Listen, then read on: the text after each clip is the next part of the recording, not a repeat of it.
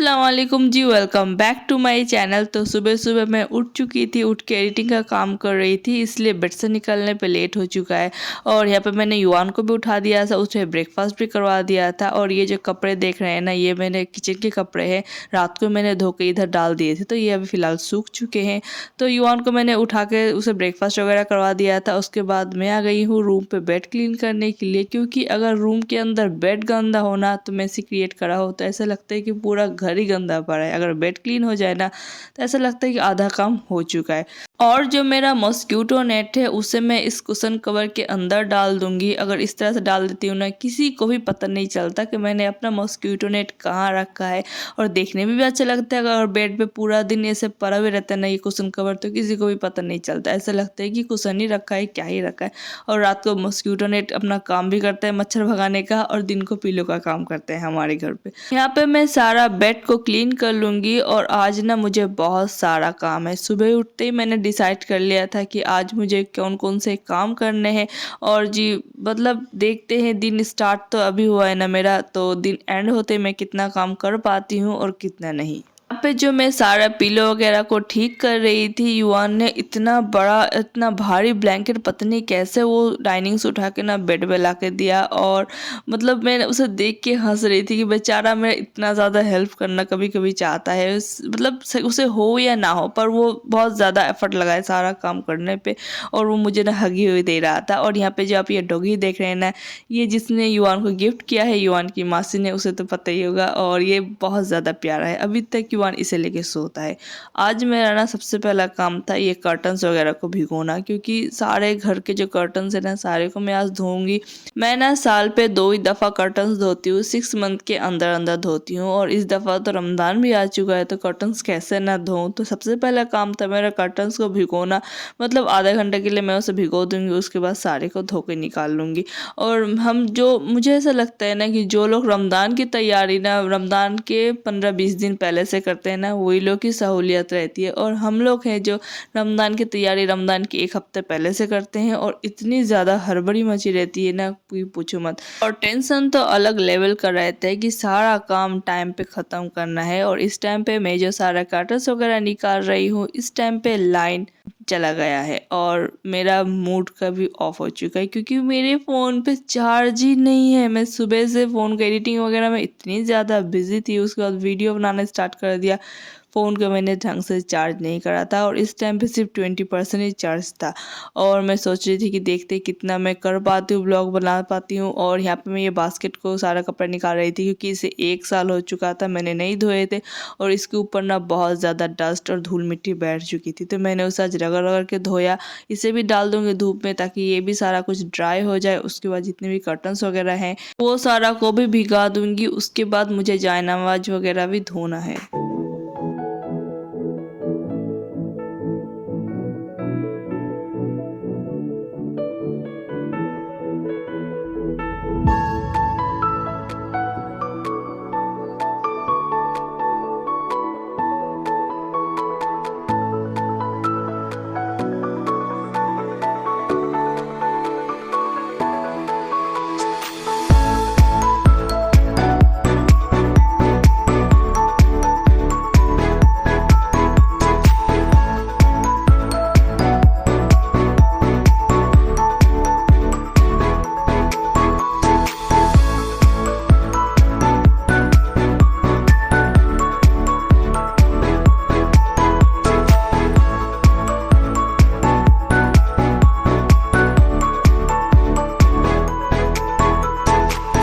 Curtains और जायनमाज़ वगैरह मैं भिगो ही रही थी कि उतने पे मेरा पार्सल भी आ चुका था। और मैं इसी तरह से सारा पार्सल वगैरह अपना रिसीव करती हूँ। मतलब जो छोटा मोटा पार्सल रहता है ना, मैं इस तरह से रिसीव करती हूँ। जो बड़ा डब्बा वगैरह में रहता है उसे मैं नीचे जाके रिसीव करती हूँ। तो यहाँ पे मैं बैग फेंक के रोप के थ्रू ही सारा पार्सल वगैरह को खींच लेती हूँ अपनी तरफ, और वो आ जाता है। अगर बैग में फिट आता है तो मैं इसी तरह कर लेती हूँ, अगर बैग में फिट नहीं आता तब नीचे जाना पड़ता है। तो यहाँ पे मैंने ना कारपेट ऑर्डर करा था, जो कि आज मुझे रिसीव हो चुका था।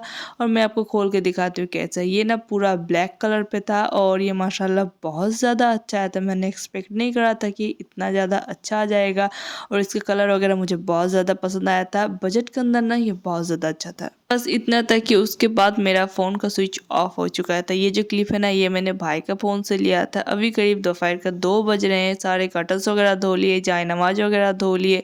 पूरा घर मैंने आज बहुत अच्छी तरह से डीप क्लीन करा था। बेड के नीचे, अलमीरा के नीचे, सोफे के नीचे, जितना फ्रिज के नीचे, जितना भी नीचे नीचे का काम था ना, वो सारा अल्हम्दुलिल्लाह से आज मैंने कंप्लीट करा।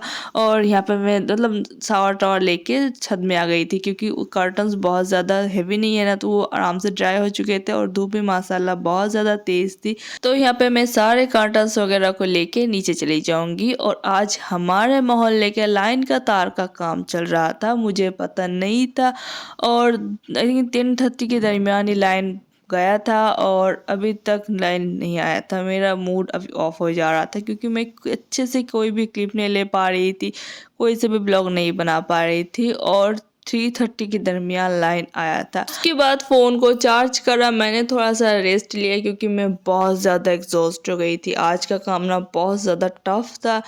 फ़ोन में चार्ज नहीं था, इसलिए मैं कोई से भी ब्लॉग नहीं बना पाई। पर काम बहुत ज़्यादा, घर का काम ना ऐसा होता है कि जितना भी करो ख़त्म होने को नहीं आता है। तो कुछ ना कुछ निकल ही आता है। तो अभी थोड़ा सा रेस्ट लेके उसके बाद मैं आ गई थी सारा कर्टन्स वगैरह को मतलब ठीक करने को। आज सिर्फ लाइट जाने की वजह से मेरा और युवान का पूरा दिन का शेड्यूल ज़्यादातर ही गोलमाल हो चुका था। मतलब कि युवान को मैं हर दोपहर को सुलाती हूँ, आज दोपहर को वो सोया भी नहीं था। और शाम पढ़ते पढ़ते ना वो बहुत ज़्यादा उबासी ले रहा था, इरिटेट कर रहा था, और वो मतलब शाम के बाद ही सो गया था।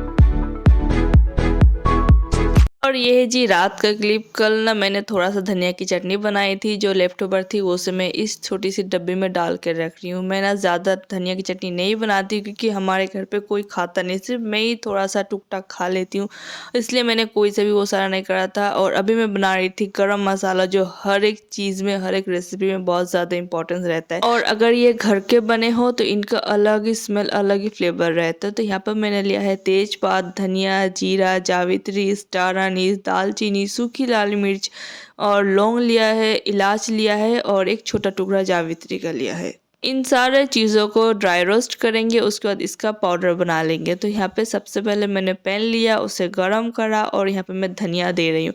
मैं धनिया ज़ीरा को दोनों को अलग अलग करके ड्राई रोस्ट करूँगी। और मतलब पहले धनिया कर लूँगी, उसके बाद ज़ीरा कर लूँगी, उसके बाद जितने भी ड्राई मसाले हैं ना, वो सारे को इकट्ठे कर लूँगी।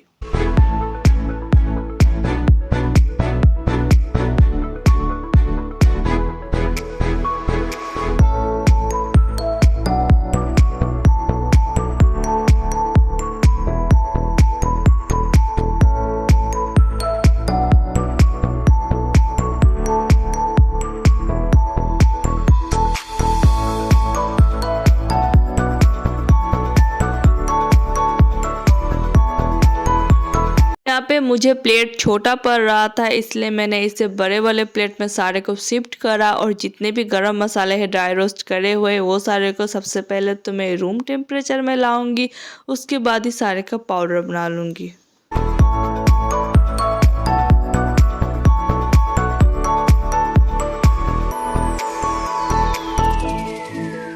ये देखिए जी, जाए नमाज धुलने के बाद ना कितना ज़्यादा फ्रेश लग रहा है और कितना ज़्यादा शाइन कर रहा है। और यहाँ पे मेरा बास्केट भी ड्राई हो चुका था, तो जितने भी कपड़े हैं ना, सारे को मैं फोल्ड करके इसी बास्केट में डाल दूंगी और जाए नमाज को भी इसी बास्केट में रख दूंगी। और जितने भी मेरे डब्बे वगैरह है जो मैंने धो के रखे थे, सारे ड्राई हो चुके हैं। अब सारे को रिफिल करना है। रमज़ान में अगर ये सारा काम कर लेते हैं ना, तो बहुत ज़्यादा सहूलियत हो जाती है, वरना कुछ बनाने जाओ तो डब्बे में सारा कुछ ख़त्म है, फिर से रिफ़िल करो, फिर से खाना बनाना स्टार्ट करो। मतलब इस तरह से ना छोटा-छोटा काम अगर कर लेते हैं ना तो रमज़ान बहुत ज़्यादा ईज़ी से कटता है। और मतलब रमज़ान की अगर ऐसे भी नॉर्मल डे भी अगर कर लेते हो ना कि एक दिन ही बैठ के सारे डब्बे में रिफ़िल कर लो, उसके बाद पूरा महीना आपका बहुत आराम से गुज़रता है। वरना तो हर 2 दिन 3 दिन बाद कुछ ना कुछ ख़त्म होता रहता है और कुछ ना कुछ हम लोग रिफ़िल करते रहते हैं। जो काम महीने पे एक दफ़ा करें तो पूरा महीने बहुत आराम से गुज़र जाता है, तो वो काम कर लेना चाहिए रमज़ान के पहले-पहले। जैसे कि घर की डीप क्लीनिंग जो हर इंसान घर महीने पे एक दफ़ा ही करता है। बहुत कम इंसान होते हैं जो हर हफ्ते-हफ्ते करते हैं, पर ज़्यादातर इंसान महीने पे एक दफ़ा ही डीप क्लीनिंग करते हैं। तो वो भी डीप क्लीनिंग भी कर लो। अगर कुछ डब्बे में कुछ भरना हो, रिफ़िल करना हो तो वो सारा भी रमज़ान के पहले-पहले कर लो। अगर कुछ फ्रोज़न आइटम बनाना है जो आप पूरा महीने रख के खा सकते हो तो वो सारा भी बना लो। तो ये छोटा-छोटा काम ना देखने में लगता है कि बहुत ज़्यादा छोटा-छोटा है, पर जब आप मतलब हेल्प पाते हो ना कि हाँ, ये भी क्लीन है, वो भी क्लीन है और रमज़ान में इबादत करते हो तो कुछ टेंशन नहीं रहता है कि नहीं अब इसके बाद ये काम करना है। तो आप आराम से रमज़ान में इबादत भी कर सकते हो। रमज़ान आपकी बहुत ज़्यादा अच्छे से गुज़रती है और आप बच्चे को, घर को, फैमिली मेम्बर्स को, हस्बैंड को टाइम भी दे पाते हो। यहाँ पे मैं बना रही थी जी बेसन मिक्स, और उतने में मुझे याद आया कि मैंने अपना स्पाइस बॉक्स में कोई सा भी स्पाइसेस रिफ़िल नहीं करा है। तो मैंने बेसन का जो पैकेट खोल के पहले सारा कटोरी में डाला और इसे साइड करा, और जी नमक और लाल मिर्च, धनिया, जीरे, वो सारा जितना भी था वो सारा को मैं पहले रिफ़िल कर लूँगी। नेक्स्ट टिप्स मैं यही दूँगी कि हर एक चीज़ को उसकी अपनी जगह पे रखना है। जैसे कि फ़र्ज़ करें आप बाहर से आए, चाबी को टेबल पे रख दिया, पर्स को भी टेबल पे रख दिया, अगर हाथ में वॉच वगैरह पहने हुए हों तो उसे भी टेबल पे रख दिया, अगर हाथ पे कोई एक्सेसरी वगैरह पहने हुए हों तो उसे भी आप लोगों ने टेबल पे रख दिया। और नेक्स्ट टाइम जब आप लोग ढूँढोगे तो वो नहीं मिलेगा, हरेसमेंट होगा, इधर-उधर ढूँढोगे, घर का माहौल ख़राब होगा। उससे अच्छा है कि आप हर एक चीज़ को उसके अपनी जगह पे रख दें। कभी-कभी रखना अच्छा लगता है, कभी-कभी बहुत ज़्यादा बर्डन फ़ील होता है कि अभी नहीं रखना, थोड़ा देर बाद रखना।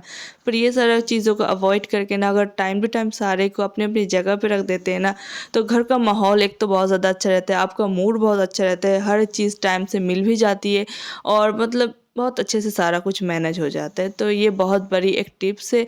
ऐसा लगता है कि बहुत रैंडम है, बहुत कॉमन है, पर ये लाइफ में ना बहुत बड़ा एक रोल प्ले करता है। देखते ही देखते अपने सारे जार को मैंने रिफ़िल कर लिया। अब मेरा किचन रमज़ान के हवाले से बिल्कुल तैयार है। बस थोड़ा बहुत फ्रोज़न आइटम ही बनाना है जो आपको नेक्स्ट व्लॉग में मिल जाएगा। चलें जी, अब बेसन मिक्स बनाना स्टार्ट करते हैं। सबसे पहले मैंने यहाँ पे लिया है नमक। मैंने 1.5 टेबलस्पून भर के नमक ऐड करा है।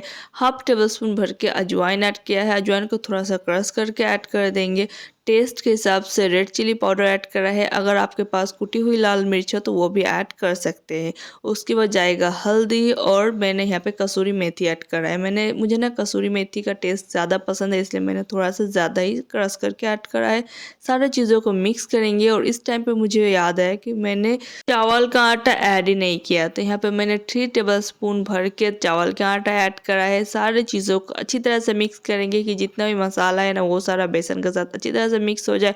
थोड़ा सा पोर्शन लेके पानी में इस तरह से एक बैटर बना लेंगे और इसे चख के देखेंगे कि सारा कुछ है, ठीक है या नहीं। नमक मिर्च तो मुझे नमक थोड़ा सा कम लग रहा था, थोड़ा सा मैंने और नमक ऐड करा, थोड़ा सा मैंने कलौंजी भी ऐड करा, और सारे को मिक्स कर लेंगे। ये बात का बहुत अच्छे से ध्यान रखें कि जिस बर्तन पे आप बेसन मिक्स बना रहे हैं और जिस चम्मच से सारे को मिक्स कर रहे हैं, तो उसमें किसी भी चीज़ में कोई सा भी मॉइस्चर या फिर पानी ना रहे। सारा ही जिस तरह से ड्राई हो, और जिस डब्बे में आप स्टोर करोगे उससे भी अच्छी तरह से ड्राई होना चाहिए।